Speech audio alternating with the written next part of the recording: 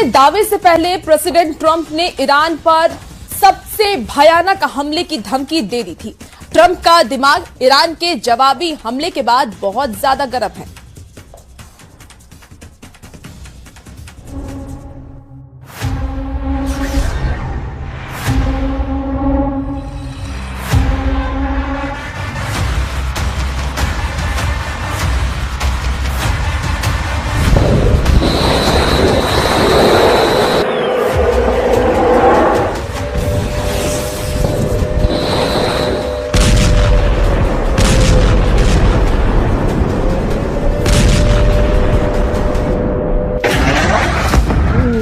America के Apache helicopter की मौत ने फिर युद्ध भड़का दिया।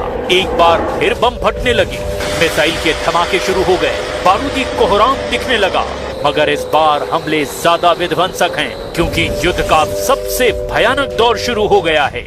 ईरान की मिसाइलों का जोर दिखने लगा है। ईरान के क्लस्टर हमलों का शोर खाड़ी देशों में उठने लगा है। ईरान सारे बीच कसता जा रहा है। ईरान धमाके कर रहा है। मिसाइलें दुश्मन देशों के साथ अमेरिका को भी दहला रही है। बहरीन, कुवैत, जॉर्डन और ओमान पर ऐसी आफत टूटी है जिससे बचने का कोई रास्ता इन देशों के पास नहीं दिख रहा। मुस्तफा के लड़ाके ने जॉर्डन के अमेरिकी सैन्य ठिकाने को तबाह करने का दावा किया। IRGC ने दावा किया कि उसने जॉर्डन के अल अर्जाक एयरबेस पर 12 बैलिस्टिक मिसाइलें दागी है और अमेरिकी सैन्य ठिकानों और लड़ाकू विमानों को कबाड़ बना डाला है। IRGC ने दावा किया कि अल अर्जाक एयरबेस पर हमले के समय F-35, F-15 और F-16 जैसे लड़ाकू विमान मौजूद थे। ईरान ने दावा किया कि हमले में एयरबेस पर मौजूद सेना का सामान और कई विमान नष्ट हो गए। IRGC ने दावा किया कि उसने जवाबी हमले में दुश्मनों के कुल 18 अहम ठिकानों को निशाना बनाया।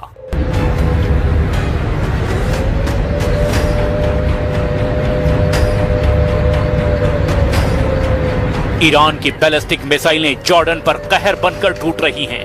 ये तस्वीरें ईरान के हमलों का छोटा सा ट्रेलर है, जिसमें साफ साफ दिखाई दे रहा है कि कैसे ईरान के मिसाइलों ने अमेरिका की पैट्रियट डिफेंस सिस्टम को चकमा देकर अमेरिका को भारी नुकसान पहुंचाया है। ईरान ने जॉर्डन के मुअफ्फह अल साल्टी एयरबेस को सबसे बड़ा टारगेट इसीलिए बनाया क्योंकि यहाँ ट्रंप के F-35 जंगी जेट तैनात रहते हैं। बहरीन ने ईरान के हमलों से हुए नुकसान की तस्वीर भी साझा की। बहरीन में ईरान के ड्रोन बम फटे हैं। ड्रोन विस्फोट से बहरीन की ये बिल्डिंग ढह गई है। बारूदी धमाके से बिल्डिंग के आसपास खड़ी गाड़ियां भस्म हो गई हैं। ईरान हथियारों से जवाब देने के साथ ही अमेरिका और इजराइल को फ्यूल बम से दहलाने की धमकी दे रहा है। ईरान ने अमेरिकी हमले शुरू होते ही हॉर्मुज स्ट्रेट ब्लॉक कर दिया है। ईरान हॉर्मुज के साथ दूसरे तेल रूट बाब अल मंदेब पर पाबंदी की तैयारी शुरू कर चुका है।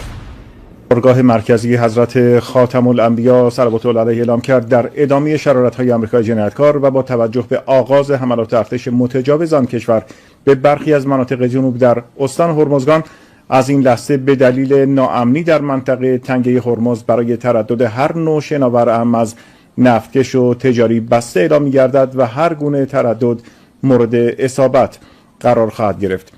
ادعای آمریکا مبنی بر عبور کشتی از تنگه یاد شده تکذیب می شود.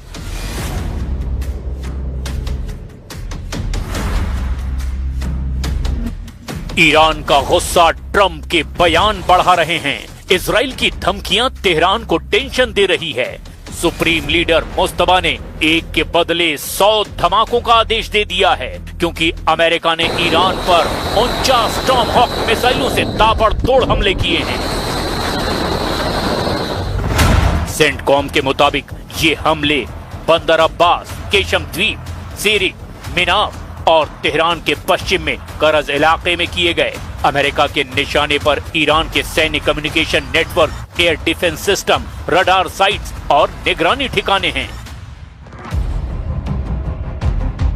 ट्रंप तब से क्रोध में हैं जब से ओमान के तट पर ईरान ने उनके AH-64 अपाचे हेलीकॉप्टर को मार गिराया। ट्रंप ने धमकी दी कि उनके पास ईरान पर हमला करने की वाजिब वजह मौजूद है। हालांकि उन्होंने ईरान को जल्द डील पर साइन करने की भी सलाह दे दी है।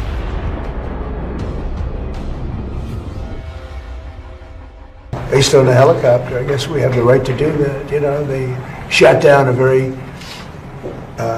very incredible, actually an incredible machine.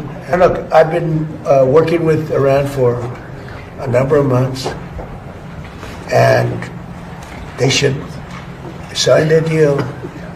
It's a good deal. It doesn't give them the right to have a nuclear weapon.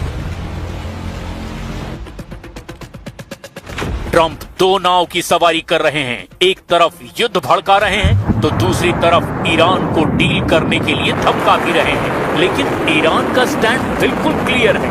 Iran अब किसी डील के ट्रैप में फंसने के लिए तैयार नहीं है। ईरान के कमांडर अमेरिका से अब आर पार के युद्ध को तैयार हैं। IRGC एरोस्पेस फोर्स के commander brigadier general Majid Mousavi ने धमकी दी कि अब अमेरिका को नर्क दिखाएंगे। कमांडर मोसावी ने ये धमकी ईरानी सेना के खातम अल अंबिया सेंट्रल हेडक्वार्टर से दी है। कमांडर मोसावी ने अब 6 दिन नहीं, 6 हफ्ते नहीं, 6 महीने तक युद्ध करने के लिए तैयार रहने की धमकी दी है। कमांडर मोसावी ने युद्ध में अपनी सबसे खास रणनीति आजमाना शुरू कर दिया है।